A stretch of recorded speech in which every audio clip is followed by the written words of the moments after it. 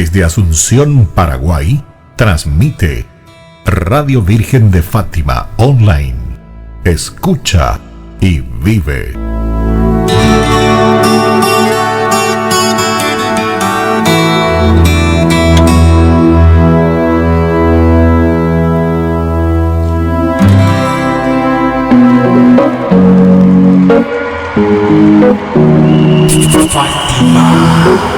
La Radio Católica.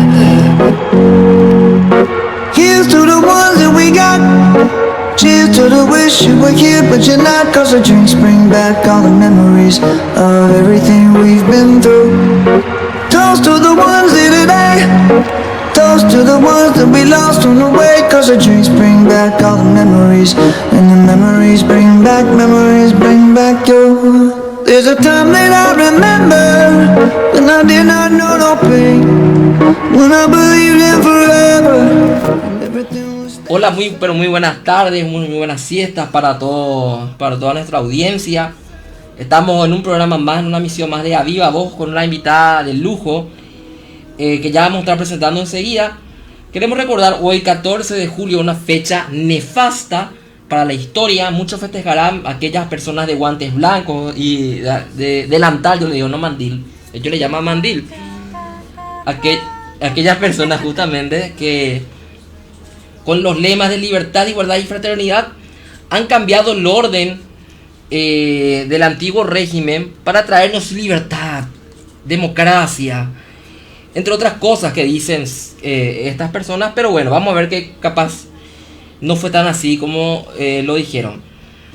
Pero bueno, antes que saludar a la invitada de lujo, vamos a saludar primero a nuestra compañera Lupe. ¿Qué tal? Hola Marce, ¿qué tal? ¿Cómo estás? Un saludo gigante a la gente que nos sintoniza en otra edición más de A Viva Voz. Y bueno, ya estamos más que prestos y dispuestos a escuchar a nuestra invitada del día de hoy. Marce, si podés presentarla.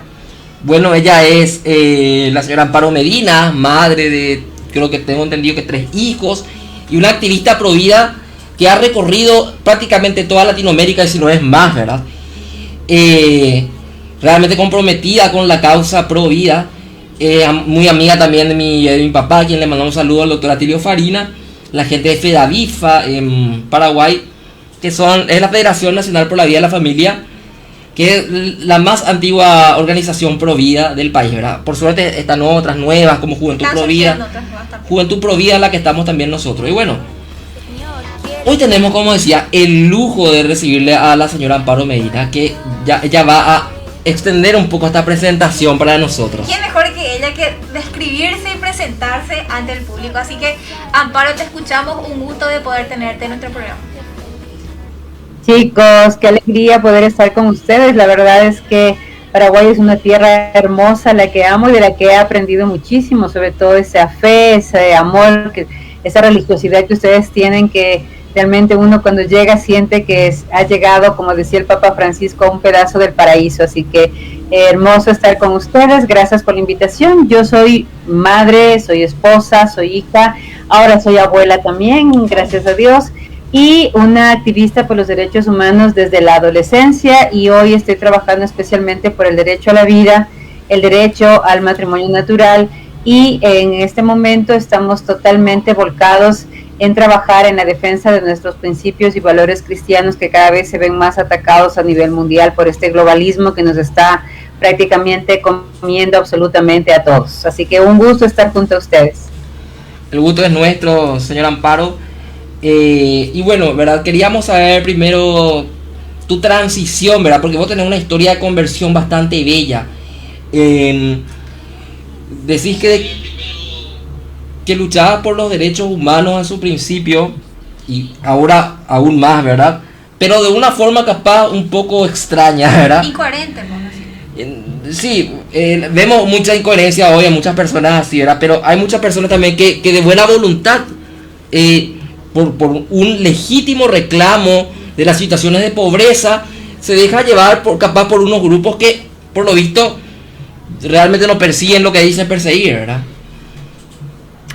Así es, existe una fuerte manipulación al respecto. Yo creo que uno de los puntos fundamentales por la que muchos de los jóvenes, sobre todo, y me pasó a mí en mi juventud, tenemos toda esta distorsión ideológica con respecto a la lucha en el tema de los derechos humanos, es sobre todo porque vemos mucha injusticia, vemos mucha pobreza, vemos sobre todo mucha violencia en nuestros países, y obviamente uno como joven lo que busca, lo que quiere es generar en cada uno de nuestros países procesos en donde no sean solamente unos pocos los que tienen derecho a comer, sino que todos tengan derecho a comer, en donde no solamente unos pocos tengan derecho a educación, sino todos. Dentro de todo este marco, yo creo que todas estas ideologías de extrema izquierda, sobre todo mal llamadas progresistas, se han tomado el pensamiento de los jóvenes y les dan una lucha por la cual seguir, una causa a la cual enrolarse, y que creo que también es un fallo nuestro, ¿no?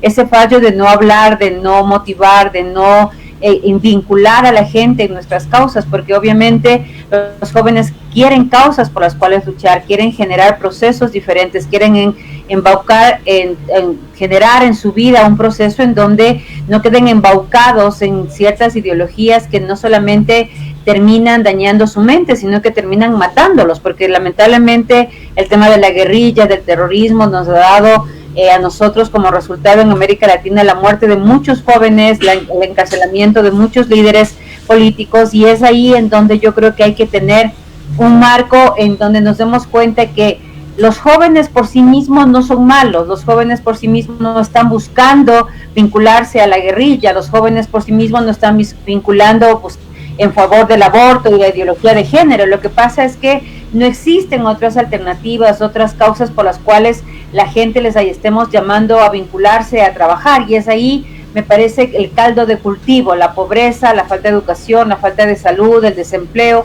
y esa necesidad de levantar la voz para poder buscar un cambio en nuestros países. Y eso, cuando yo me vinculo a los grupos de izquierda, cuando yo me vinculo a todo este tema del feminismo, de los derechos de los niños, de los derechos de los jóvenes, es buscando un cambio social, es buscando terminar con todas estas series de problemáticas que están matando a nuestros jóvenes, que están realmente exterminando a muchos grupos sociales, los indígenas, las mujeres afroamericanas en general. Entonces yo creo que ahí es importante ver que no es que la gente sea mala, es que las causas son las malas, y esas causas que son malas terminan enrolando a gente buena, haciéndole hacer cosas que son dañinas y que de una u otra manera terminan con las sociedades en donde nosotros estamos. Me llama poderosamente la atención, Amparo, que mencionaste de que ellos encuentran en estos tipos de militancia como una respuesta, entre comillas, a todos esos reclamos que van surgiendo: pobreza, desigualdad, falta de educación, entre muchas otras cosas. Y no sé si relacionarlo a que son ellos los que buscan organizarse y trabajar y no encuentran otra alternativa como para poder unir esas fuerzas y luchar por algo que verdaderamente pueda fomentar lo que es la educación, la verdadera educación, buscar soluciones efectivas para luchar contra la pobreza y demás. Así es, o sea, dime cómo un joven que tiene un buen corazón puede terminar matando a otro por una causa. El momento en que este joven busca solucionar el problema, porque lamentablemente todas estas ideologías de muerte, todas sin excepción, el aborto, todo el tema de género, todo el tema de la izquierda, todo el tema de la revolución, el tema de los narcogobiernos que hoy tenemos, lo que hacen es que parten de un problema real, y eso no podemos negarlo. O sea, parten de problemas reales. Hay violencia contra algunas mujeres, hay violencia en contra de los niños, hay pobreza, hay falta de educación, hay falta de formación, falta de oportunidades. Entonces, frente a esa realidad que nosotros no podemos taparnos los ojos, existen unas ideologías que les dicen: ven, vincúlate.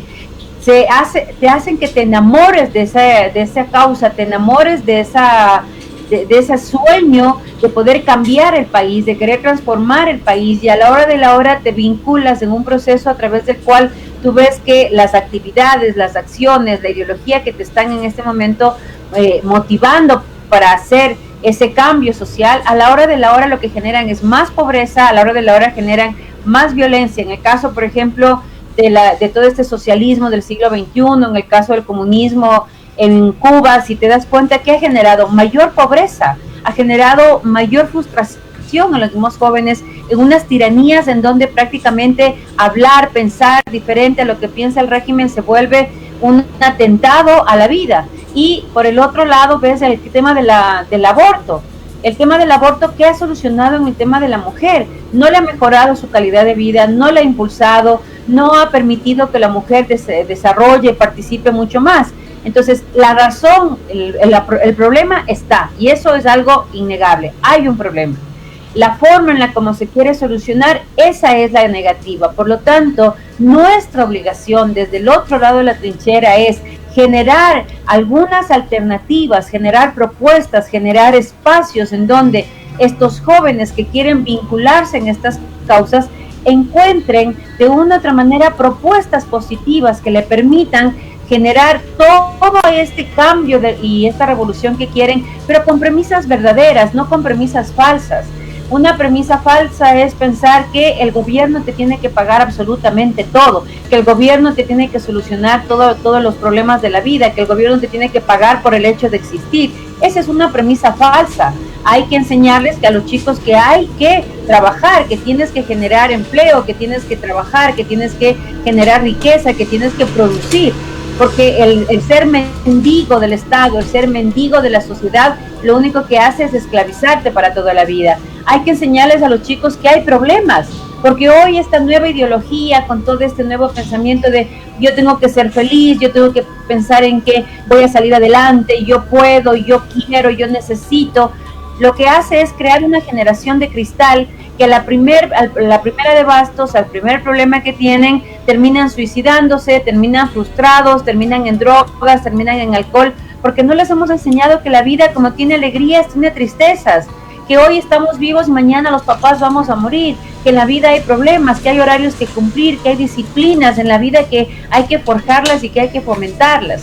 Entonces yo creo que esta ilusión de cristal, esta generación de cristal que hemos nosotros impulsado en esta sociedad, en donde todo se les quiere dar absolutamente todo solucionado, es una burbuja que cuando se rompe, automáticamente tú te caes y te despiertas y terminas magullado, terminas lastimado, terminas con las manos manchadas de sangre, terminas nuevamente dándote cuenta que todo lo que en donde tú estabas no tenía sentido, porque lo que hizo fue empeorar la situación y además afectarte a ti y a tu familia de manera profunda, porque matar a una persona, matar a un niño por nacer, matar a tu hijo siempre te va a dejar huellas, porque si tú te amputas tus aparatos genitales siempre va a dejar huellas, porque si tú estás en este momento usando anticoncepción o hormonas porque si eres hombre quieres sentirte mujer, tu cuerpo va a tener huellas para toda la vida.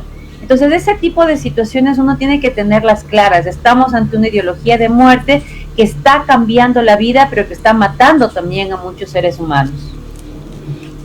Decía San Juan Pablo II justamente que estamos ante la lucha de una cultura de la muerte. Y el Papa Emérito Benedicto XVI hablaba también de una dictadura del relativismo.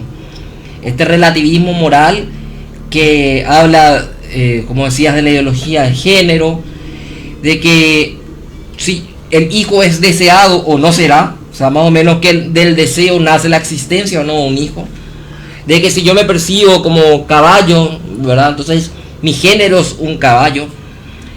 Y mucho se le acusa a esto solamente a la izquierda, pero también vemos que hay esto en cierta derecha, que se hacen llamar últimamente como libertarios, defensores de la, dicen ellos, de la vida, de la propiedad privada y de la libertad, porque caen en este mismo relativismo. Hay una chica, Gloria Álvarez, tengo entendido que ella es guatemalteca, que también caen en ese mismo error, ¿verdad? Pero bueno, tengo una pregunta que dejo al aire antes de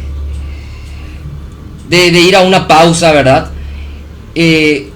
¿Cuál fue ese cambio que sentiste vos cuando vos estabas militando a la izquierda, a la guerrilla, entre el antes de la caída del muro y de la Unión Soviética y después? O sea, ese tiempo de la Guerra Fría, en el que esa izquierda era por lo menos un poco más enfocada a los pobres, digámosle, con su discurso por lo menos, a hoy enfocarse a todas estas cosas de ideología de género y otras cosas, ¿verdad?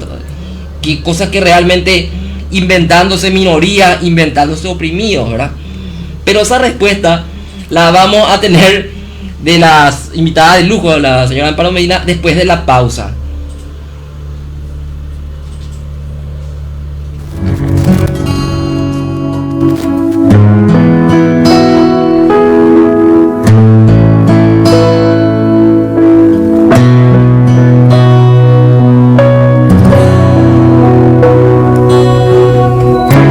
Jesucristo, te has entregado por mí.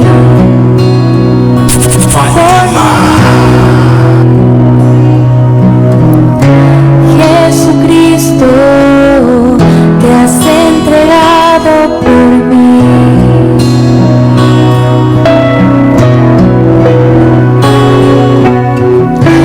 Pan de vida, ahora estás tú aquí.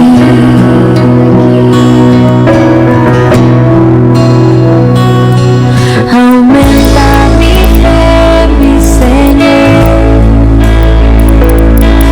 Aumenta mi fe en tu amor. Aumenta mi fe. Aumenta mi fe en tu amor.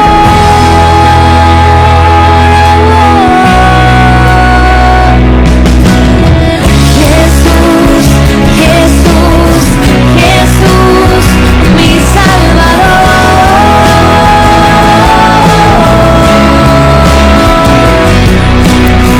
Jesús, Jesús, Jesús, mi Salvador.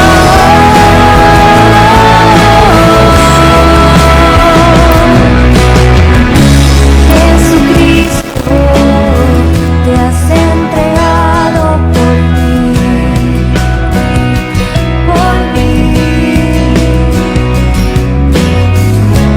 pan de vida, ahora estás tú aquí.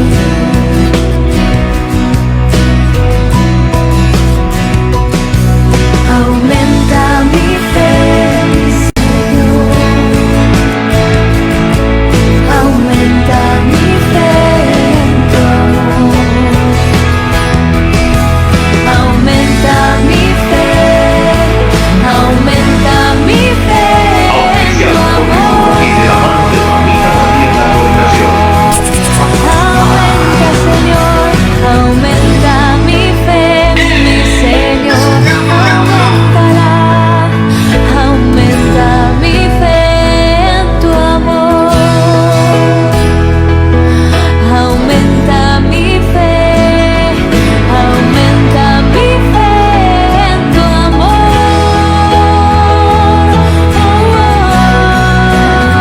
Cántale, Jesús, Jesús, Jesús, mi Salvador.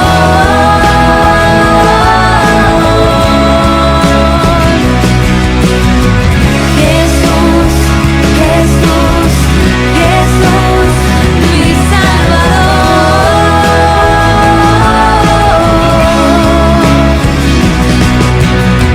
Jesús, Jesús, Jesús, mi Salvador.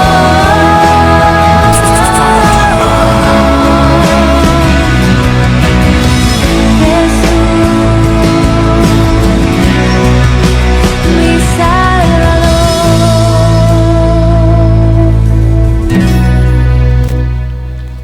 Seguimos aquí en La Viva Voz y teníamos una pregunta que dejamos suelta para que nos responda la señora Amparo Medina sobre la transformación por la que pasó la izquierda antes y después de la Guerra Fría, antes y después de la caída del muro, antes y después de la disolución de la Unión Soviética.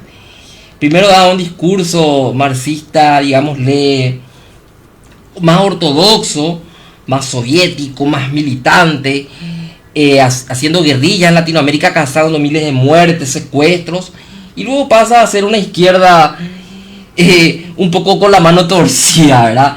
Cómoda. También, ¿verdad? Pero más, digámosle, inventándose causas sin no sé. Victimizándose. Claro, o sea, no, pero siempre son víctimas, ¿verdad? Pero causas sin sentido. De repente real para la gente obrera, trabajadora, y pasa a reivindicar a los negros, a los homosexuales, a los indígenas por sobre los que españoles, conquistadores y todo eso, ¿verdad? O sea, un discurso más cultural, el marxismo cultural, le diría, no sé, Agustín Laje y Nicolás Márquez. Señor Amparo Medina, ¿cómo usted vivió esta transformación de la izquierda? A ver, yo creo que aquí hay dos cosas que son muy importantes aclarar. Mira, la primera es que el progresismo no es ni de izquierdas ni de derechas. El progresismo está insertado en cualquiera de los dos. Recordemos que la primera ley de aborto en Estados Unidos fue sacada justamente por una corte constitucional totalmente de derecha, ¿no? Totalmente conservadora y totalmente de derecha. En Colombia, la ley del aborto que salió fue justamente con Uribe, un presidente totalmente de derecha, conservador, es más, se decía católico, o se dice católico, ¿no?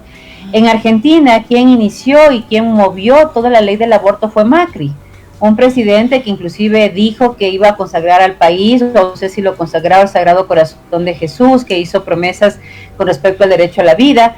En Ecuador, en este momento, el presidente Lasso es un hombre que dice que es parte del movimiento del Opus Dei, es una persona católica, y nosotros vemos que es el primer presidente que nos ha puesto una Secretaría de Diversidad Sexual. Ni el socialismo en el Ecuador, ni el socialismo del siglo XXI en Ecuador se atrevió a tanto. Él acaba de crear una subsecretaría de diversidad de género y acaba de poner a personas transgénero ahí.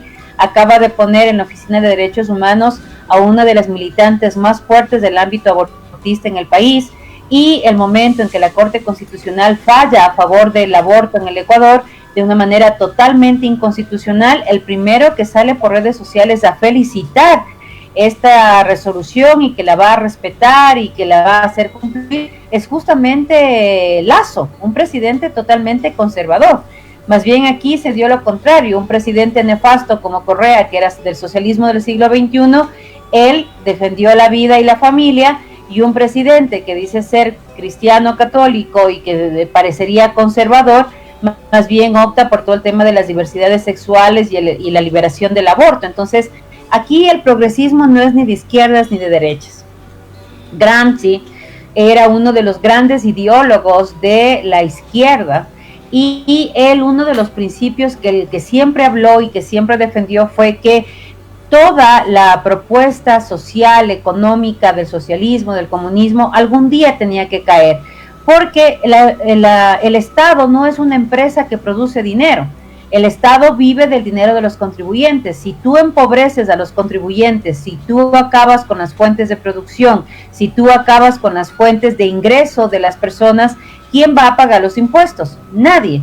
Entonces, él ya avisoraba que todo este marco revolucionario, social, político, económico, un día tenía que caer porque no iba a resistir, porque la gente, mientras tenga dinero en el bolsillo y tenga para comer, iba a resistir. Entonces, tú mientras a los chanchitos les das de comer, los chanchitos están felices, pero al momento que ya no tienen posibilidades de comer, automáticamente se van a levantar en revolución. Algo que a mí, no recuerdo el apellido, Yarina me parece que es el nombre, de una cubana que pone un Twitter que a mí me ha conmovido en el alma, que dice: en Cuba teníamos tanta hambre que hasta el miedo nos hemos comido, ¿no? Para salir a protestar.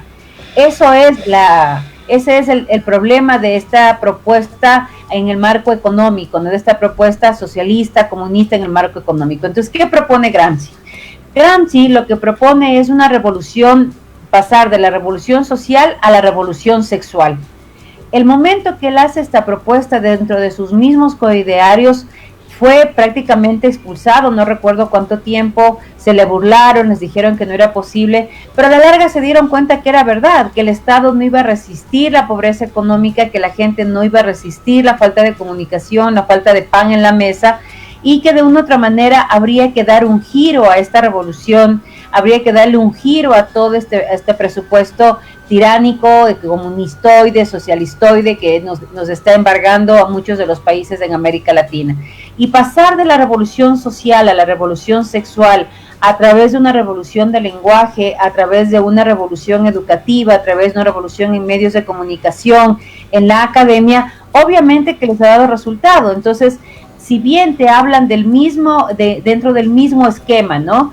Buscan una problemática social, sobre esa problemática social buscan la solidaridad del pueblo en esa problemática social, buscan también un líder que represente la voz de esa problemática social y obviamente siempre ellos van a imponer la respuesta a esa problemática social. Entonces ahí tienes unificando a todas las mujeres, hablando de lo malo que son los hombres, los malos son borrachos, sinvergüenzas, infieles. Ustedes recordarán la canción que impusieron de moda, El violador eres tú, ¿no? Y claro, dentro de todo este marco hay que buscar un enemigo, porque si yo quiero tener una causa en la cual la gente se una a mi voz, yo tengo que tener un enemigo con el cual yo tengo que enfrentarlo, y en este caso, las mujeres tenemos dos enemigos, los hijos y el hombre.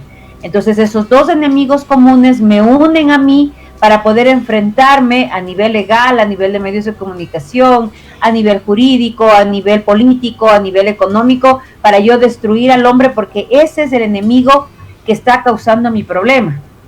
Luego tenemos en el caso de los LGBTI, pobrecitos, son maltratados, son humillados, entonces unifican a los grupos LGBTI y hoy han entrado también dentro de su bandera. Hemos visto todo este mes de junio cómo han incluido a los pedófilos y los pederastas dentro de la bandera que ellos tienen dentro de los grupos LGBTI, y estos grupos LGBTIQ+, ¿qué es lo que están haciendo en este momento? Aprovechándose de ese dolor de muchos de estas personas que tienen atracción al mismo sexo y demás problemas emocionales y psicológicos, para poder, a raíz de esa visión unificada, tratar de generar respuestas políticas, sociales que atentan contra el derecho de los demás y que además fomentan una industria del sexo, de la pornografía, de la promiscuidad. Entonces, a la larga, detrás de todo de esta gran revolución sexual que imprime la revolución, los revolucionarios que antes eran de la revolución social pasaron a la revolución sexual,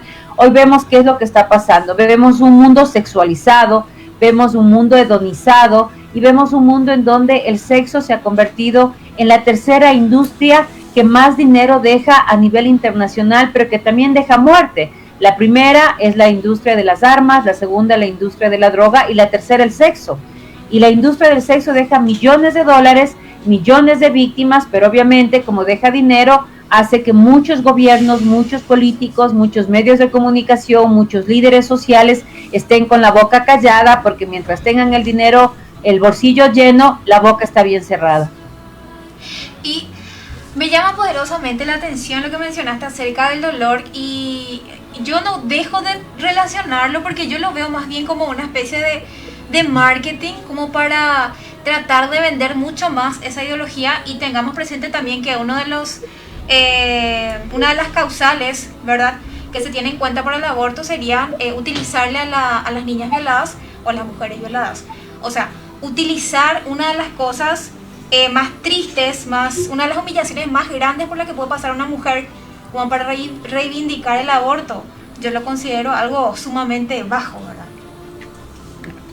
Mira, a ver, eso te digo, una estrategia que tienen estos grupos y que hay que tener claro es que nunca van a salir de un esquema de una problemática real. Es decir, ellos siempre van a aprovechar las problemáticas reales, los problemas sociales reales, porque esos problemas sociales, el momento que se transforman en noticia, se transforman en movilización emocional de las masas, automáticamente te da mucho más adeptos. Y esa es una estrategia muy bien utilizada, lo utilizó Hitler, lo utilizó Stalin, lo utilizan ahora Maduro, Castro, lo utilizan muy bien las feministas, los grupos LGBTIQ+, es decir, yo necesito encontrar dónde está la herida para que a raíz de esa herida que sangre, pincho para que sangre la herida, y alrededor de la sangre de esa herida muchos vengan a consolar al que está sangrando, para una vez que están consolando al que está sangrando,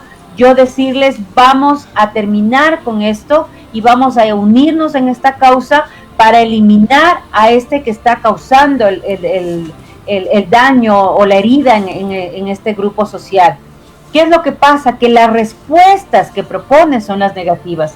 No está mal ir a buscar una solución a las mujeres que han sido violadas, no está mal, por lo contrario, hay que hacerlo, hay que buscar, hay que vincularnos, hay que ser solidarios, hay que buscar alternativas para ayudar a estas mujeres que son violadas, sea una como sean miles, ¿no? Hay que buscar ayuda. ¿Cuál es el problema? Que la ayuda, pseudo ayuda que ellas proponen es matar al hijo. Ese es el problema. El problema no es encontrar el problema no es buscar a estas personas que están viviendo esta situación, el problema no es que estén tratando de ayudarlas, ese no es el problema.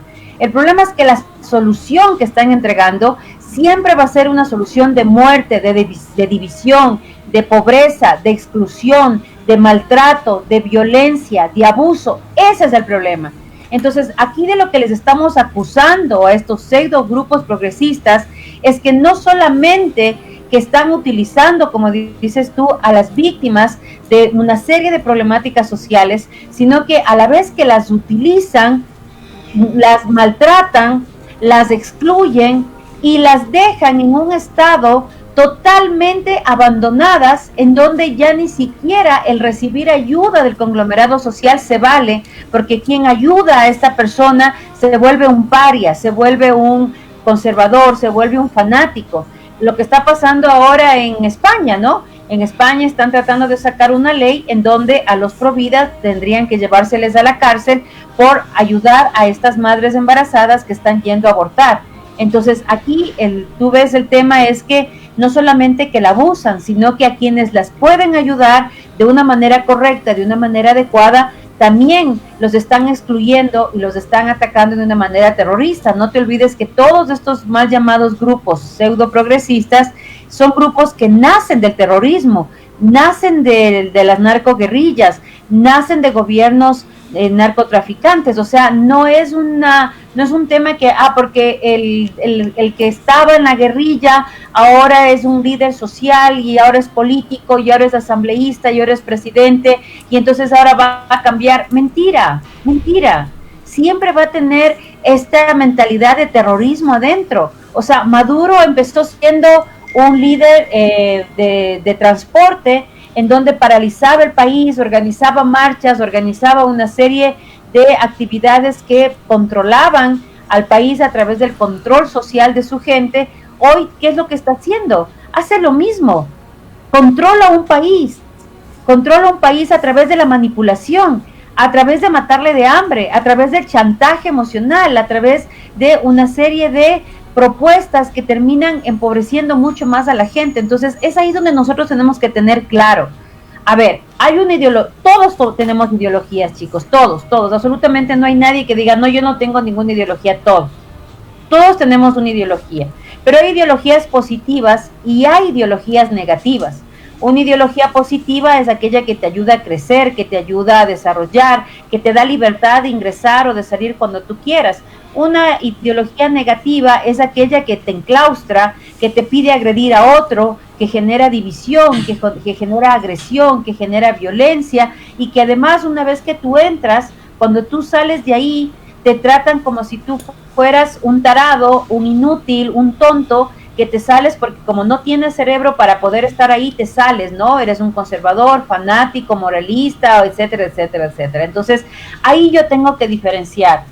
Y el momento que yo aprendo a discernir frente a estas dos ideologías, automáticamente yo tengo esa libertad de elegir sin vincularme en espacios en donde el odio, la agresión, la violencia sean la norma para terminar destruyendo una sociedad. Al pasar a los años 90, esta gente que vos decís que estaba en la guerrilla pasa a ser líderes sociales de derechos humanos. Pasan a estar en aquellas instituciones, ¿verdad? Como por citar el Fondo para la Población de las Naciones Unidas, ONU Mujeres, entre otros. Y también es el tiempo en el que se inician el Consenso de Washington, como el Foro de Sao Paulo, como aquellos dos grupos antagónicos, entre comillas, que han tenido situaciones, transformaciones en Hispanoamérica, que, por ejemplo, aquellos grupos que se decían de derecha, justamente han ahogado de impuestos por deudas tomadas con el Fondo Monetario Internacional, el Banco Mundial, privatizando aquellas empresas públicas o estatales para venderla al gran capital. Y por parte de la izquierda, pasando a tomar aquellas instituciones de las Naciones Unidas. Aquella izquierda romántica que decía luchar contra el imperio, termina siendo financiada por gente como George Soros, por gente como la Fundación Rockefeller, y infiltrándose en lo más alto de las cúpulas más altas de las Naciones Unidas. Y un padre muy caro a nuestros afectos, el padre Juan Claudio Sanauja, ha escrito y ha hecho un desarrollo intelectual en libros donde él hace una investigación sobre esto que llamamos nosotros globalismo. Yo en lo personal sostengo una tesis, ¿verdad?, de que justamente el proceso de globalización que hace esta derecha neoconservadora, que te invade países, ¿verdad?, de este gran capital financiero, de los bancos, de los grandes bancos, termina, ¿cómo se dice?, trabajando en conjunto con esta izquierda progresista.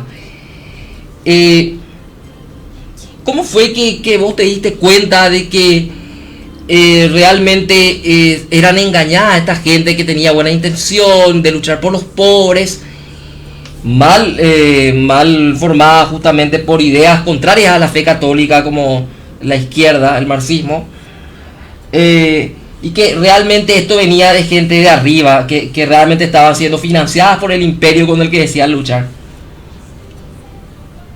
A ver, mira, yo tengo 3 momentos que son cruciales en todo este proceso de cambio de vida, ¿no? O sea, el primero es que cuando yo empiezo a trabajar con el Fondo de Población de las Naciones Unidas en la consultoría para salud sexual reproductiva y género, nosotros empezamos a aplicar la propuesta que las Naciones Unidas propone, que era la entrega de anticoncepción, el control sistemático del uso de estos anticonceptivos y la promoción, difusión y capacitación en el uso de estos anticonceptivos, entre los cuales estaba la pastilla de emergencia, el preservativo, los implantes, las inyecciones, que eran como los más comunes para ser entregados a los adolescentes. El proyecto tenía $6,5 millones como presupuesto para poder empezar a trabajar dentro de toda esta estructura. Nosotros teníamos una propuesta metodológica para implementar el proyecto que tenía que ver con la animación sociocultural, es decir, la animación sociocultural te permite desde el arte, desde la música, generar propuestas en donde la gente se va vinculando, se va enamorando de la propuesta y se da todo un empoderamiento del proyecto dentro de las comunidades. Trabajamos en escuelas, en colegios, en diferentes espacios sociales, sobre todo en el ámbito educativo y en el ámbito de salud. Elaboramos textos, hicimos talleres. En mi época pagábamos medios de comunicación para difundir el proyecto, enamoramos a voceros, líderes políticos, sociales, culturales, de la farándula, para que sean vendedores, promotores y difusores de la propuesta del Ponte Pónselo, que en esa época, ustedes son muy chiquitos todavía, pero en esa época, sobre todo en Europa y en Estados Unidos, era el boom, ¿no? El Ponte Pónselo, publicidades difundiendo el preservativo, pero además no solamente en el ámbito de prevención de enfermedades de transmisión sexual, específicamente del virus del SIDA, sino también en el tema del control de la natalidad. Cumplimos todos los parámetros, aplicamos nuestra metodología y el momento de los resultados prácticamente éramos un proyecto exitoso en tanto y en cuanto a la gran cantidad de gente que habíamos llegado en lo urbano, en lo rural.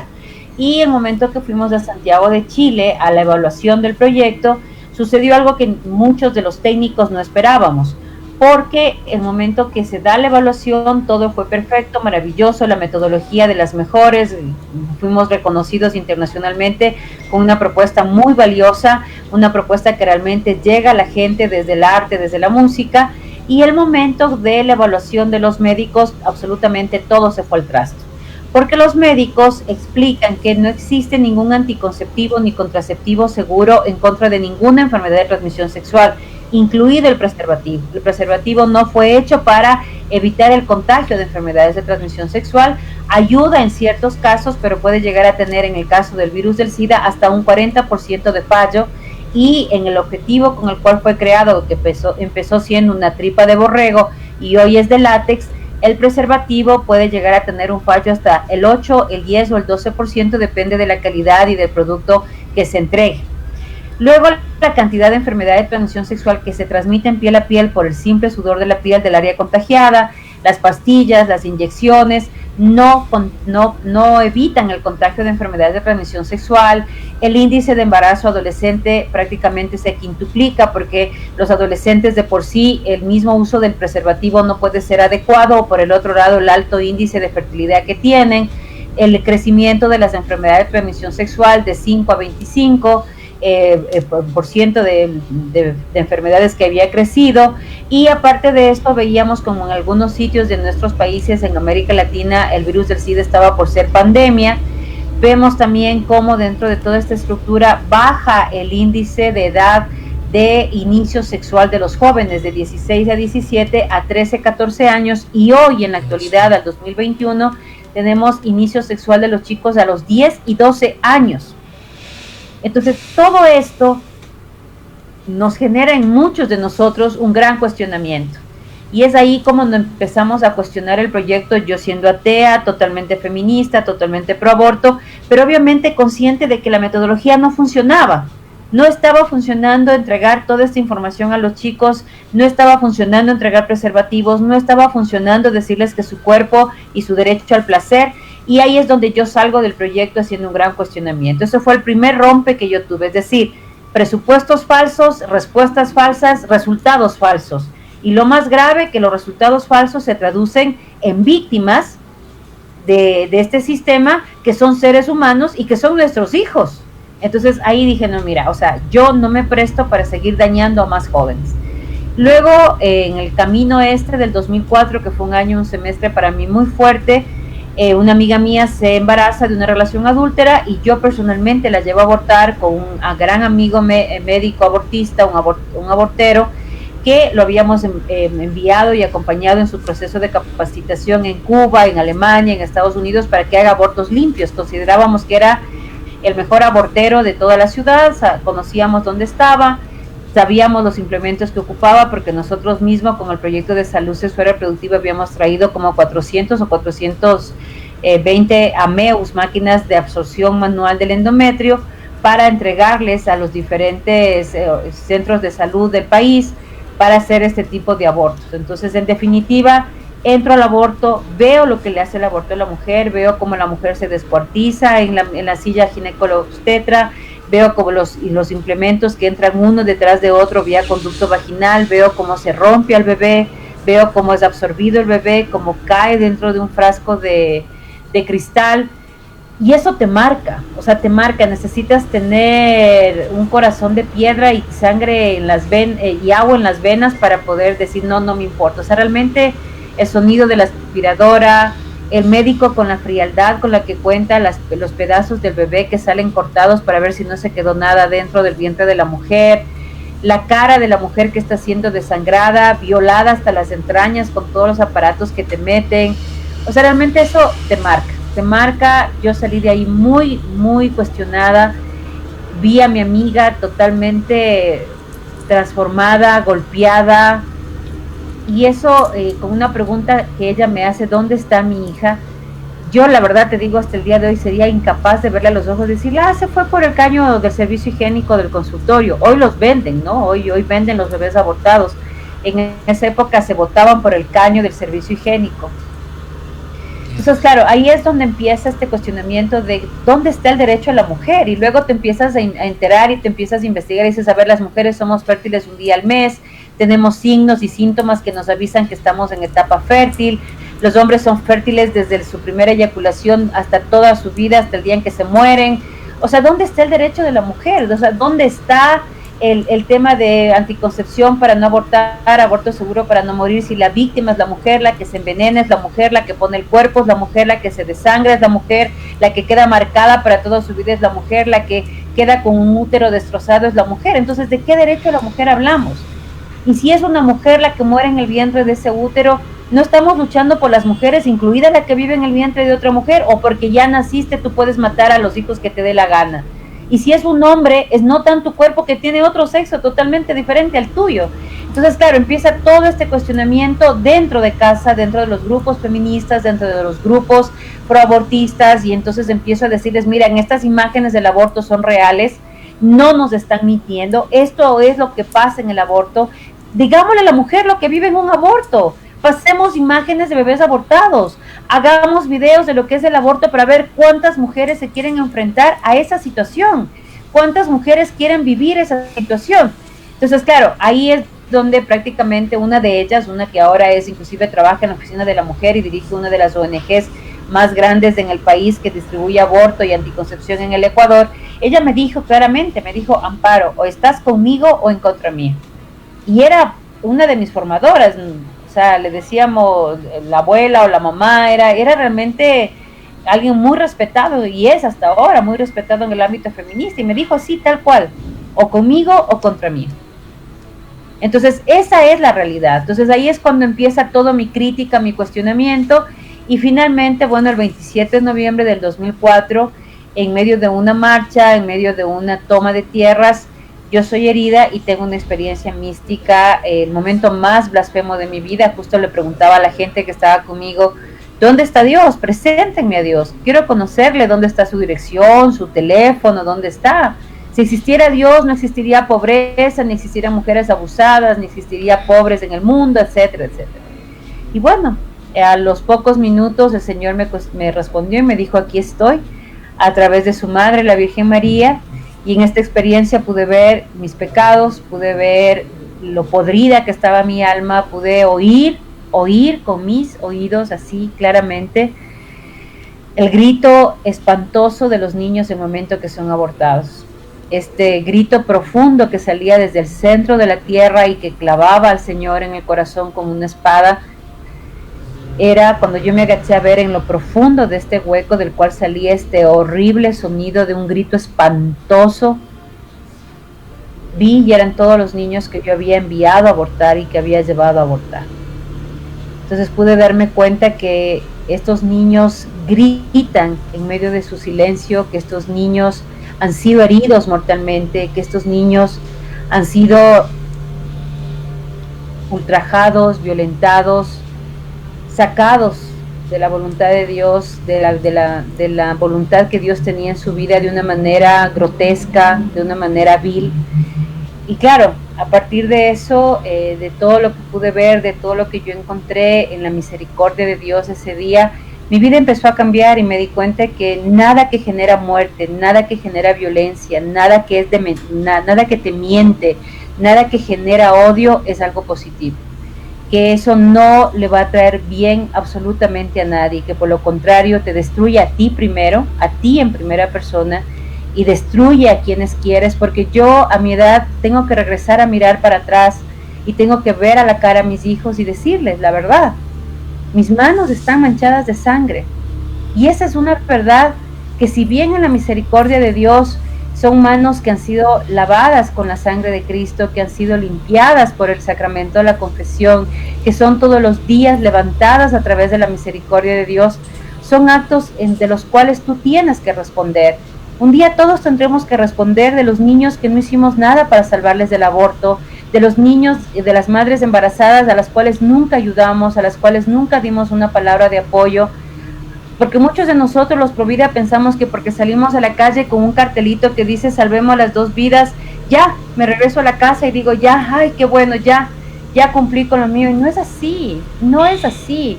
La marcha es importante, pero el día a día es mucho más importante. ¿Qué hago con mis hijos? ¿Cómo les formo? ¿Qué hago en la escuela cuando les dan estas ideologías? ¿Qué hago con una madre embarazada que está viviendo situaciones difíciles? ¿Qué hago cuando una madre viene y me cuenta que está embarazada? La abrazo, la felicito, le presto ayuda. ¿Qué pasa con los niños discapacitados? ¿Qué pasa con las mujeres que están siendo abusadas? ¿Con los niños abusados y violentados? Entonces yo tengo que también cuestionarme qué estoy haciendo por ellos. Y hay que rezar, por supuesto que hay que rezar, pero el santo decía ora y labora. Y en eso muchos nos quedamos cortos. Vos sabés que yo estoy Impresionante. impactada. Yo creo que todas las personas que están escuchando también lo estarán. No sé, un testimonio viviente de lo que es este genocidio a los niños por nacer, el ultraje tanto a los niños y a las mujeres, ¿verdad?, que tienen que estar atravesando por esto, a quienes se le vende un falso ideal de libertad, entre comillas. Y yo estoy impactada, ¿verdad? Tus palabras, no sé, nos hacen pensar bastante. Y justo, sin que yo te pregunte, vos empezaste a responder, ya teníamos las preguntas también hechas, y sin hacerte las preguntas, vos solita fuiste respondiéndonos todo.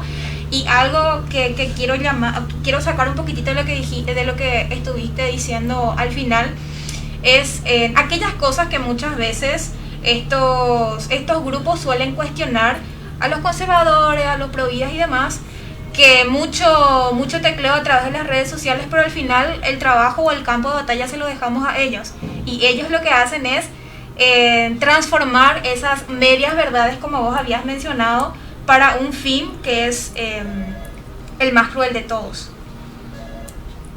Así es, mira, yo no creo que solamente les dejamos el campo libre, sino que también promovemos sus acciones, ¿no?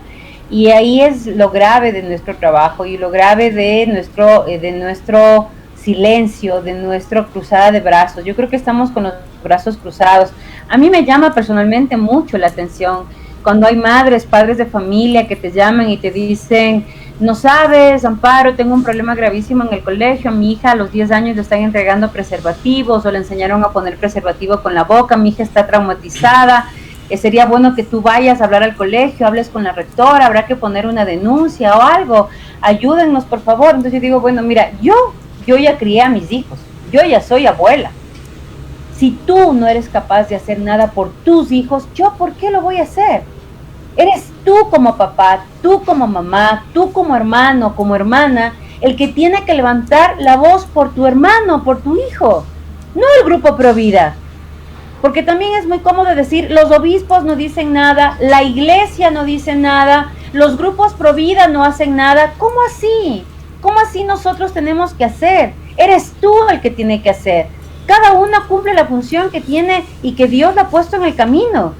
Ustedes están en los medios de comunicación, hay otros que deberían estar en las calles trabajando, hay otros que deberían estar haciendo cabildeo, pero no es la responsabilidad de uno. Es muy fácil echarle la culpa o la responsabilidad a los otros. Aquí tengo que ser totalmente claro conmigo mismo y decir qué estoy haciendo yo, Amparo Medina, yo X, yo Y, yo, ¿qué estoy haciendo yo por esta causa? ¿Qué estoy haciendo yo por las mujeres maltratadas? ¿Qué estoy haciendo yo por las madres embarazadas? ¿Qué estoy haciendo yo por la causa Provida? ¿Qué estoy haciendo yo frente a la cultura de la muerte? Porque el Señor, cuando nos manda a evangelizar de 2 en 2, no nos dice vayan y vean quién está haciendo para que ustedes le impulsen a hacer. Eso no dijo Dios. Dios dijo vayan y evangelicen a todos, no solamente a unos, sino absolutamente a todos. Y ese es el problema que nosotros tenemos. Ahí yo creo que es importante 2 cosas fundamentales. La primera, la formación, porque no está bien hacer algo de lo que no conozco, ¿no? Entonces yo doy de lo que tengo, entonces yo tengo que formarme. Y para eso están, por ejemplo, tú acabas de mencionar a alguien que yo quiero muchísimo y que sé que desde el cielo está intercediendo por todos nosotros, Monseñor Claudio Sanauja. Tienes conferencias de Pilar Calva, tienes conferencias de Brenda del Río, tienes conferencias de Laje, de Márquez, tienes un montón de conferencistas hoy día que gracias a Dios van creciendo en el número, de la cual tú tienes que formarte, informarte. Tienes programas como el Aprender a Amar, Salva tu Corazón, Plan B, Castos por Amor, todo el tema de Vida Humana Internacional, Así Prensa, todos ellos tienen muchos programas, ULIA, la Universidad de Navarra, muchos proyectos, muchos programas para formarte. Primero, formarte. Lo segundo, con toda esa información que tú tienes, ir generando un cambio en mi comunidad. No te digo que salgas y digas, voy a llenar el estadio de mi ciudad y ahora sí se fregaron. No, mis hijos, mis vecinos, mis compañeros de trabajo, mi comunidad, mi movimiento, mi grupo, ahí es donde yo tengo que empezar a hacer el cambio, ahí es donde yo tengo que empezar a transformar, ahí es donde yo tengo que empezar a generar un cambio de visión en donde yo vea que todos estos grupos que están aprovechando, porque se han metido en la iglesia, hay muchos grupos juveniles católicos o cristianos evangélicos que prácticamente son brazo armado de los grupos revolucionarios dentro de la misma iglesia. Entonces ahí es donde yo tengo que cambiar, ahí es donde tengo que trabajar, pero eso implica a todos. Hay que dejar la vida evangelizando, hay que dejar la vida en este trabajo del apostolado por la vida y la familia.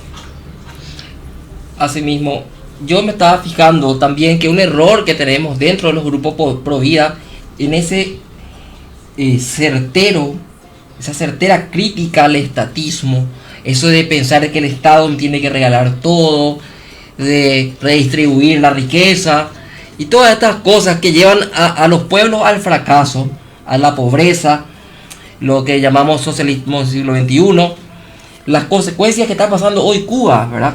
Que son nefastas, son malísimas, pero nos llevan al otro extremo, que es al individualismo liberal, ¿verdad? Y justamente quería tocar un ejemplo, ¿verdad? Vos nos decías el ejemplo, tantas personas, tantos baluartes y estereotipos de personas realmente luchadoras por la vida, por la familia, por la religión, por la fe. Y una persona que fue asesinada por los padres del liberalismo, que es las logias masónicas, la masonería. Un compatriota tuyo, que si tenés algunas palabras también para poder hablarnos sobre él, el señor Gabriel García Moreno, un mártir, tengo yo entendido, de la fe católica, que fue asesinado por esta gente, los masones. ¿Qué puedes decirnos al respecto de este gran hombre? Gabriel García Moreno fue presidente de la República y un gran revolucionario de todo lo que tenía que ver con la educación, con la salud, con la educación, con el tema de inclusive de la academia a nivel universitaria. Fue un hombre católico que lastimosamente ha sido muy maltratado históricamente, se ha deformado de una manera cruel su imagen, su accionar, su hacer en la patria. Él fue el momento en que el Papa, no recuerdo el nombre del Papa, fue tomado preso, fue el único presidente de la República que en ese momento en todo el mundo levantó la voz para poder ayudar a que el Papa que estaba preso sea liberado. Y fue el único que convocó a varios países de toda América Latina para que unan la voz y este Papa pueda ser liberado. En gratitud de eso, cuando la Virgen María le pide a Santa Margarita de Alacoque que Francia sea consagrada al Sagrado Corazón de Jesús, Francia se niega y no acepta. Entonces Gabriel García Moreno pide al Papa la autorización para que si Francia no quiere, sea Ecuador el país que haga la consagración al Sagrado Corazón de Jesús. Al haber sido Gabriel García Moreno el único presidente que pidió la libertad, de la liberación del Papa cuando fue tomado preso, entonces ahí es que el Papa en gratitud acepta esta petición de Gabriel García Moreno, y es así como el Ecuador se convierte, gracias a la gestión de Gabriel García Moreno, en el primer país consagrado al Sagrado Corazón de Jesús. Ahí tenemos dos mártires, uno que fue el obispo que consagró al Ecuador, que fue luego de unos años de la consagración fue envenenado, y Gabriel García Moreno, que este masón Rayo le mata el momento que él salía de la iglesia. Él iba todos los días a misa en la catedral, y la catedral está diagonal a la presidencia de la República. El momento en que el LB le da unos machetazos, el presidente alcanza a avanzar, digamos, a huir del ataque del que era, llega prácticamente a los pies de la presidencia de la República, y Rayo dice unas palabras en donde dice Dios ha muerto, y termina de matar, de golpearle a Gabriel García Moreno, y Gabriel García Moreno pronuncia unas palabras célebres que hasta ahora constan en muchos de los textos, y es que Dios nunca muere, y luego de decir Dios nunca muere, expira. y es así como luego varios historiadores, investigadores dicen claramente, ¿no?, que Rayo tenía una fuerte vinculación con la masonería. Se habla de la masonería francesa, que es la que termina matando a francesa, otros dicen la alemana, que terminan ordenando el asesinato a Gabriel García Moreno. Su corazón se encuentra intacto, costó muchos años encontrarlo, fue años de investigación, y el corazón de Gabriel García Moreno y del arzobispo Checa se encuentran totalmente incorruptos y guardados en la Basílica del Voto Nacional del Ecuador, y el cuerpo de Gabriel García Moreno se encuentra en la catedral. Realmente un ejemplo a seguir, un estadista, un político que definitivamente transformó la educación en el Ecuador, transformó el tema del acompañamiento a mujeres y generó todo un cambio y de revolución social a nivel de todo el país. Yo creo que hay que estudiar de una manera profunda la vida de Gabriel García Moreno, los cambios que eso implicaron y lo que ha significado para el Ecuador esa consagración. El Papa Francisco, cuando visitó Ecuador, que también fue a Paraguay simultáneamente, dijo unas palabras que realmente estremecieron absolutamente a todos y hasta las lágrimas en su última homilía que la dio en el santuario de la Virgen del Quinche. Él dice que se preguntó de una manera muy profunda qué es lo que le hacía a este pueblo ecuatoriano ser tan religioso, tan dulce, tan cercano al amor de Dios, que le encontraba algo muy especial en el pueblo ecuatoriano. Y algo que a mí me llamó la atención, porque no se le ha escuchado esto al Papa Francisco, fue que mientras él estaba en oración, Jesús le dijo, así dijo, ¿no? Jesús me habló y me dijo que era gracias a la consagración del Ecuador al Sagrado Corazón de Jesús. Entonces, claro, eso nos conmovió muchísimo, y a mí me conmueve hasta ahora, porque dices, mira, Ecuador, a pesar de haber vivido tantas dictaduras, tantos años en esta dictadura socialista, el haber pasado por tantos gobiernos de izquierda que han tratado de destruir sobre todo la fe en el pueblo ecuatoriano, y sin embargo el Sagrado Corazón de Jesús siempre está presente en cada una de las decisiones que toma este pueblo de manera equivocada, pero el Señor siempre escribe recto en renglones torcidos. Qué orgullo realmente para los ecuatorianos, los hermanos ecuatorianos. Sí, acá tenemos el detente. A mí esa imagen de Gabriel García Moreno con una cruz de tamaño real cargando sobre sus espaldas, un presidente de una república, yo no sé si le veo así a Marito, a Lugo, Horacio Barre Lugo, que era obispo, ¿verdad?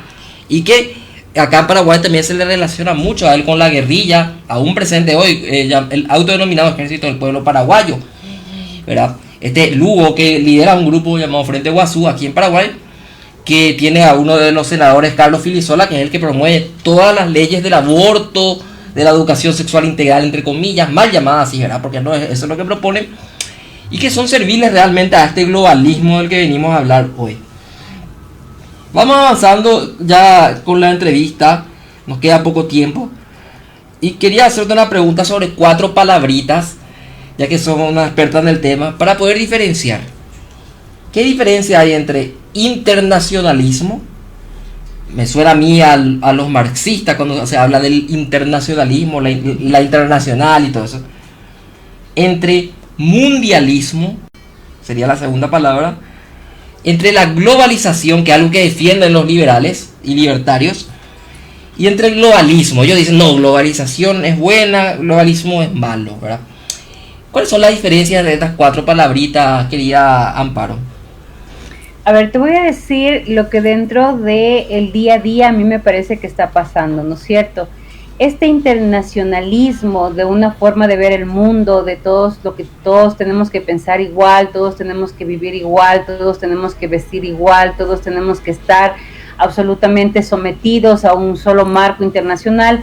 Yo lo resumiría en la Agenda 2030, ¿no? Tanto el globalismo como el internacionalismo tienen mucho que ver con esta Agenda 2030, en donde hay uno solo que te dice que ha investigado, y en función de esa investigación te dice lo que hay que hacer, cómo hay que hacer y para qué hay que hacer. El mundialismo yo lo relaciono mucho más con toda esta pérdida de valores, con toda y este ataque permanente a la fe cristiana, con todo este ataque permanente al cristianismo, ¿no? Entonces, este mundialismo que lo que nos impone es una religión mundial, una forma de espiritualidad totalmente fuera de la espiritualidad cristiana, en donde no solamente que trata de generar una nueva visión espiritual, sino que sobre todo trata de matar la espiritualidad cristiana, muy cristianofóbica, en donde absolutamente cuando tú dejas de se resumiría en lo que Chesterton dijo alguna vez, ¿verdad? Y es que el momento en que dejamos de creer en Dios, cualquier cosa le hacemos Dios en nuestro mundo. Y eso es lo que pasa con el mundialismo, ¿no? El mundialismo es ese amor al mundo, ese amor absolutamente todo este tema del indigenismo, todo el tema de la Pachamama, de la Pachamama y todo esto, ¿no? Entonces, tiene que ver muchísimo con esto. Ahora, la globalización, a mí me parece que Benedicto XVI, en uno de sus escritos, lo define claramente, ¿no? Lo define dentro de un proceso positivo, en tanto y en cuanto busca una mejora de la comunicación entre los seres humanos, una mejora de la producción económica y la distribución de la riqueza a través de esta apertura de los mercados. Pero sí, él habla ya de varios peligros de esta globalización, por ejemplo, la exclusión en lo que es la comunicación, y eso lo vemos ahora, las personas que no tienen internet, que no tienen acceso a todo lo que tiene que ver el mundo de los teléfonos móviles, prácticamente quedan excluidos de la información, excluidos inclusive de la educación. Ahora vemos lo grave que ha sido en el tema de la pandemia, todo el grupo humano que ha quedado excluido del sistema educativo. También Benedicto XVI habla en este punto del comercio, que está bien que se abran las fronteras para el comercio, pero que el objetivo sea el bien común, sea la mejora de la calidad de vida de todos los habitantes y que además esta riqueza sea redistribuida. Pero el grave riesgo que se corre es que estas multinacionales se conviertan nuevamente en las que manejen el mercado, las que manejen el comercio y terminen comiéndose a los gobiernos, a los comercios locales, a la economía local, y eso es lo que nosotros también vemos, y ya Benedicto XVI lo venía diciendo y lo venía anunciando. Entonces, yo creo que ahí es muy importante empezar a tener esta visión de cuál es el objetivo de abrir las fronteras, cuál es el objetivo de toda esta amplitud de los medios de comunicación, si nos convienen, no nos conviene, en qué, en cómo y cuándo, y además bajo qué parámetros, ¿no? Y el tema del globalismo sí me parece a mí mucho más peligroso. Para mí el globalismo tiene mucho que ver con toda esta imposición de la ideología de izquierda, de la ideología de género, de la ideología de la cultura de la muerte.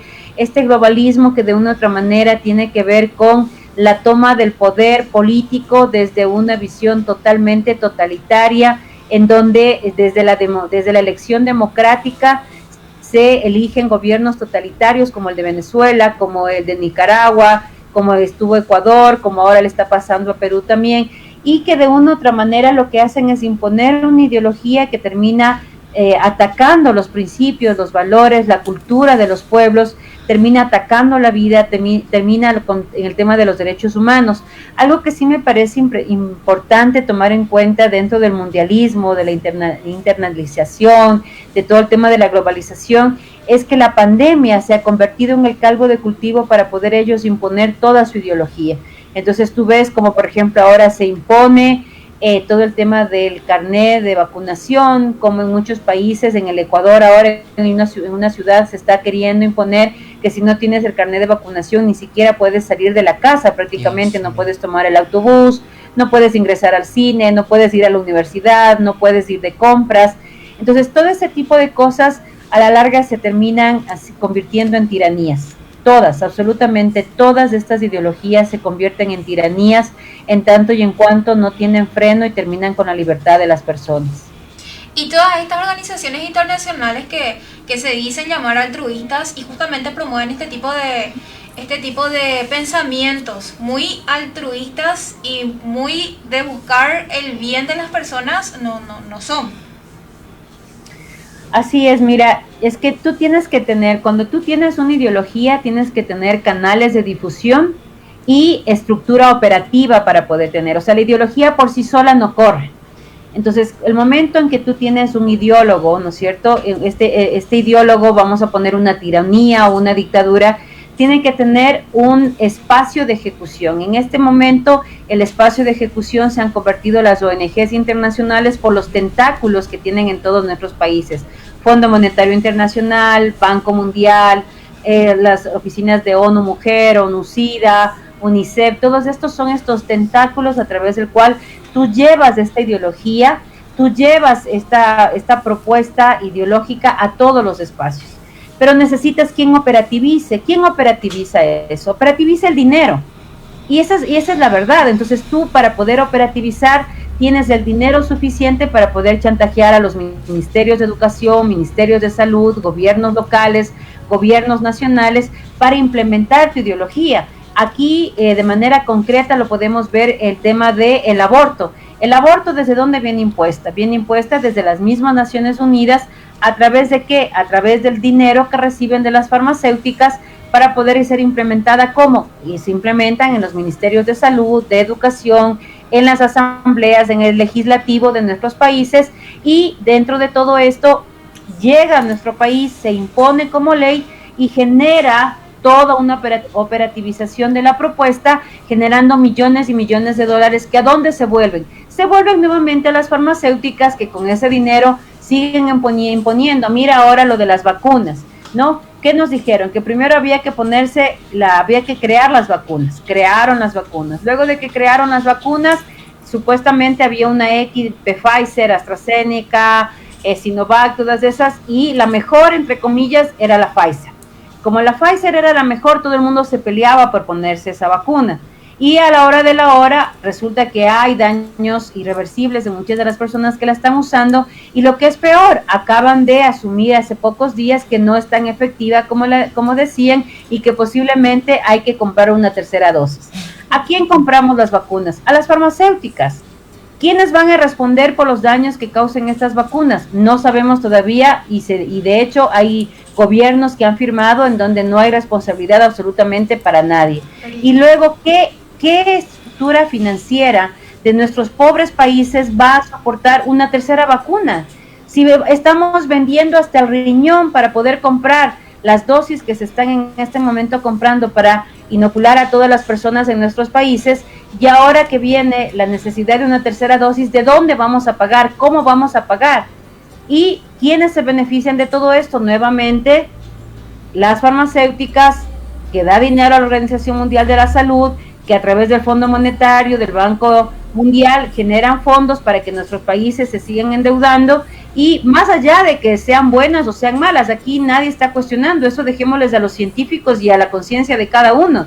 Aquí lo que estamos cuestionando es el tema de cómo se manejan, cómo operativizan y a quién dejan ganancias, sin tomar en cuenta las víctimas que hay en el camino.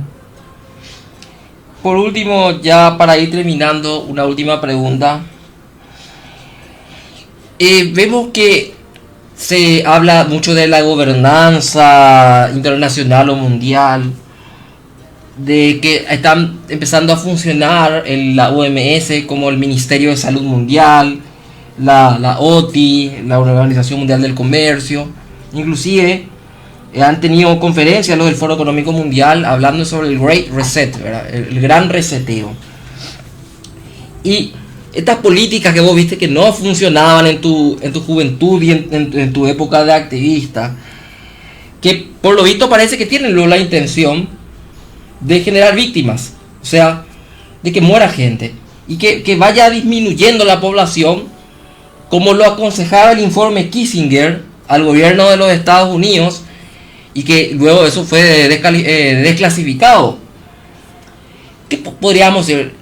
Podemos seguir hablando de conspiranoia, de terraplanismo, de antivacunas, de lo que sea, ¿verdad?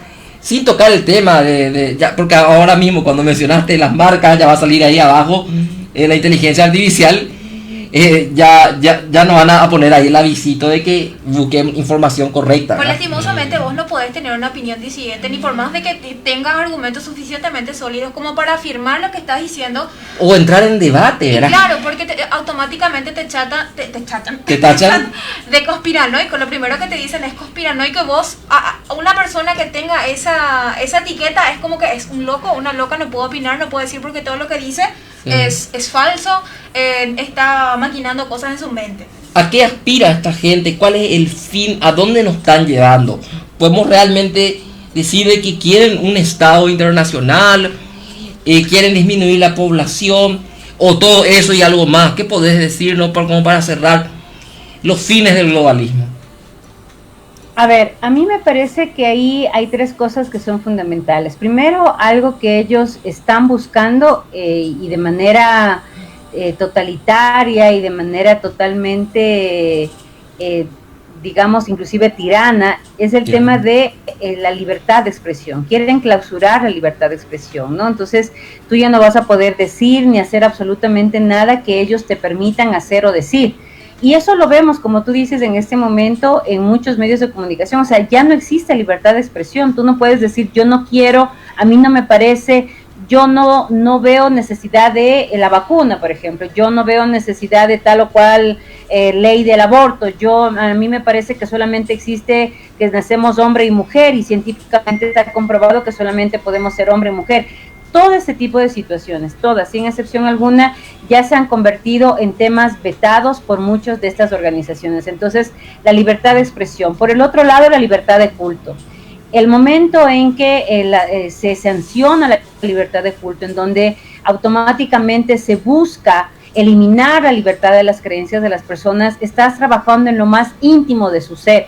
Y el momento que tú golpeas en lo más íntimo de su ser, tienes prácticamente unos borregos, unos seguidores que no van a decir absolutamente nada porque dejan de creer en Dios, pero empiezan a creer en ti. Okay. Entonces, eso es algo que se lo ha venido aplicando durante muchísimos años. Esta estrategia ya es viejísima. Yo les recomiendo ver, hay una serie en YouTube que habla sobre justamente cómo crear al mejor tirano, que yo creo que genera ahí, les va a dar a ustedes una idea de cómo se generan este tipo de tiranías y cómo se van estructurando, y es justo lo que estamos viviendo ahora, ¿no? Esta cristianofobia. Yo te digo, no espero estar equivocada, pero a mí me parece que la única institución en el mundo entero que va a quedar para poder decir la verdad sobre la vida, sobre la familia, sobre la dignidad del ser humano, es la Iglesia Católica. No creo que exista ninguna otra institución que resista todo este ataque del que estamos viviendo. Y finalmente yo pienso que una de las cosas más graves que está sucediendo en este momento es el pensamiento único, ¿no? O sea, esta imposición de un pensamiento único de cómo ver la vida, de cómo hacer, de qué decir, de qué pensar. O sea, si ya te dijeron que matar a tus hijos no pasa nada, ya te puedes imaginar, peor hablemos de amor al prójimo, peor hablemos del cuidado del otro, ¿no? Si ya te dijeron que la naturaleza es lo que hay que cuidar y a los seres humanos hay que eliminar, Billy Gates lo dijo clarito, ¿no? Que para que el mundo sobreviva se necesita matar 2 millones de personas y así podría el mundo volver a oxigenarse y poder respirar. Pues mira, está pasando eso, ya llevamos 2 millones de personas muertas por el COVID y vamos a ver cuántas más mueren en este último tiempo. ¿El objetivo cuál era? Lo dijo Billy Gates en sus charlas TED hace algunos años, ¿no? Es ayudar a la naturaleza para que crezca. Los príncipes de Gales, ahora que viven en Estados Unidos, acaban de anunciar que han decidido no tener hijos porque eso ayuda al medio ambiente. Entonces, claro, hay que acabar con los depredadores, porque los seres humanos son depredadores, los hijos son depredadores, entonces preferible no traer más depredadores al mundo, porque resulta que ahora los mismos humanos somos enemigos de la gran Pachamama, ¿no?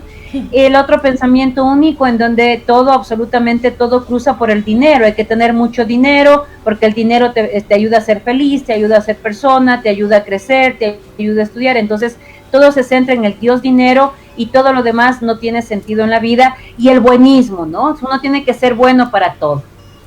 Yo quiero ser feliz, yo puedo, yo quiero, o sea, este buenismo en donde no hay que tener problemas, en donde no hay que tener dificultades, porque todo es lindo, todo es maravilloso, todo tiene que ser light, mi áurea color violeta, el tema de yo tengo que sentirme relajado, toda esta onda de la nueva era va a terminar prácticamente destruyendo al propio ser humano, porque el momento que el hombre enfrente la muerte, el hombre enfrente el dolor, el hombre enfrente el fracaso, el hombre enfrente el problema, no lo va a poder resistir. Estamos frente a una prácticamente sociedad de cristal, frente a una generación de cristal que no va a poder resistir el debacle que estamos viviendo. Como decía el Papa Francisco, no estamos en este momento atravesando una época, estamos viviendo un cambio de época, y ese cambio de época va a traer crisis, este cambio de época va a traer muchas respuestas que contestar, muchos cuestionamientos frente a lo que está pasando, pero aquí lo único que nos ayuda es la fe.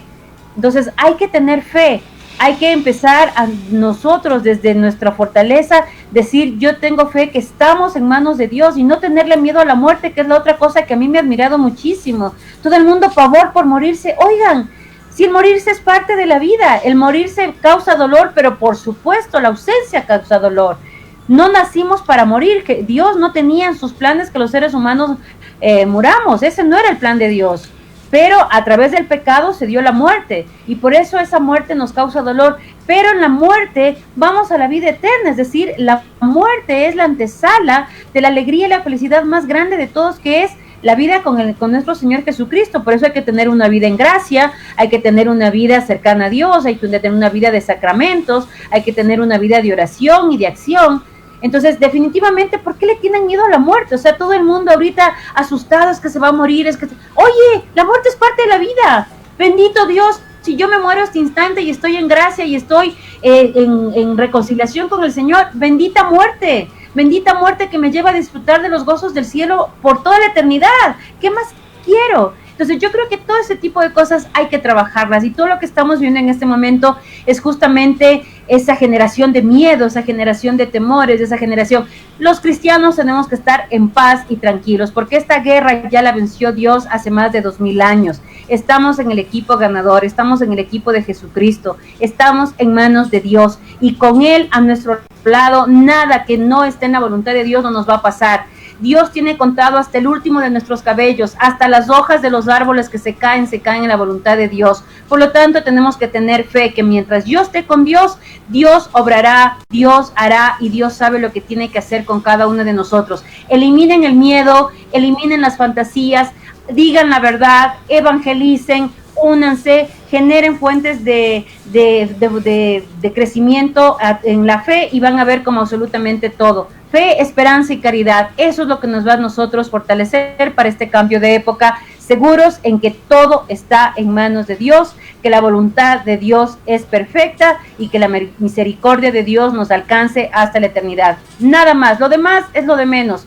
lo demás no sirve, solamente Dios basta para que nosotros podamos pasar esta situación que estamos viviendo ahora. Qué genial, yo ya había dicho anteriormente que ella parece que está leyendo todo lo que tenemos acá. Yo le iba a pedir un mensaje final y... Impresionante. Impresionante. Creo que es, si no es el mejor de los mejores programas. Estoy impresionado.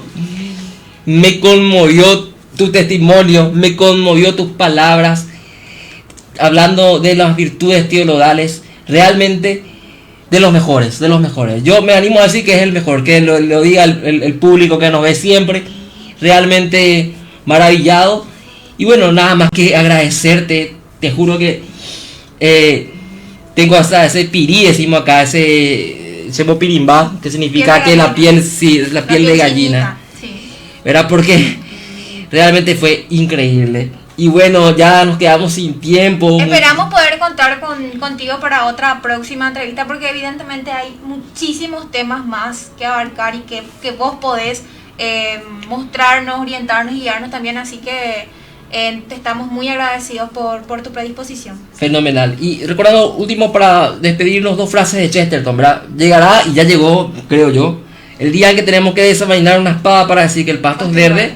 Y segundo, cuando el hombre no cree en Dios, cree en cualquier cosa, ¿verdad? Entonces, con esto cerramos, Lupe. Esto fue Adiós. Chao, gracias. Chao, chao. Muchas gracias, adiós chicos, cuídense un montón, adiós. Dios te bendiga.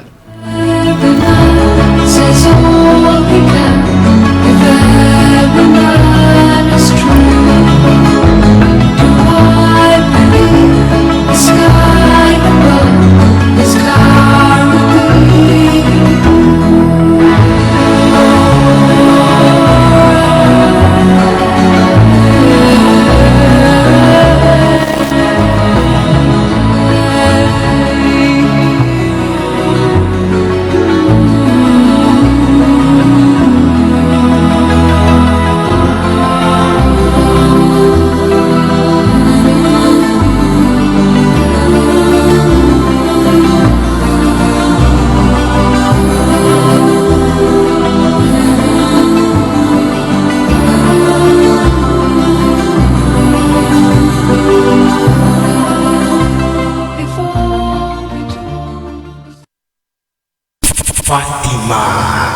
La Radio Católica.